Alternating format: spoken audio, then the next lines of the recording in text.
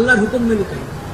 এই হুকুমটা কিন্তু ব্যাপক, একবারই ব্যক্তি পর্যায় থেকে নিয়ে রাষ্ট্র পর্যায়ে, আন্তর্জাতিক পর্যায়ে সব ক্ষেত্রে আমরা যে কোনো পদক্ষেপ গ্রহণ করার ক্ষেত্রে এটা চিন্তা করব যে আল্লাহর রসুল অসন্তুষ্ট হন, আল্লাহর শরীয়তের বিরুদ্ধে কোনো চিন্তা,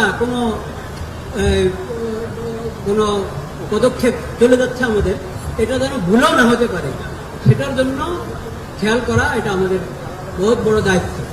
একটা প্রসঙ্গ আমি একবারই সুনির্দিষ্টভাবে এই মজলিসে আজকে বলছি, যেহেতু সবাইকে পেয়েছি, সেটা হলো আল্লাহ রাব্বুল আলামিন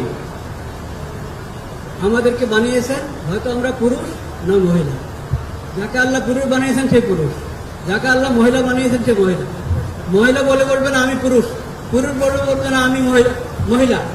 এটা হারাম, আল্লাহর সৃষ্টির সঙ্গে যুদ্ধ। এটা কিছু আভাস গত সরকার থেকে আমরা দেখতে পেয়েছি, আরো হালকা ছিল মধ্যে তা না, কিন্তু গত সরকারে এই মাদের যে সরকারটা কি এটাকে বলে,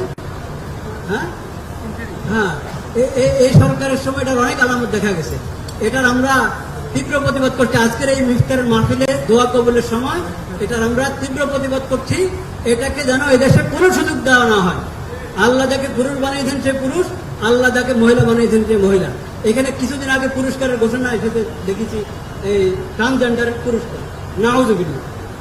হ্যাঁ, সে আসলে পুরুষ কিন্তু মহিলার সাথে পুরস্কার পাবে আমাদের সরকারের কাছ থেকে না, কখনো না।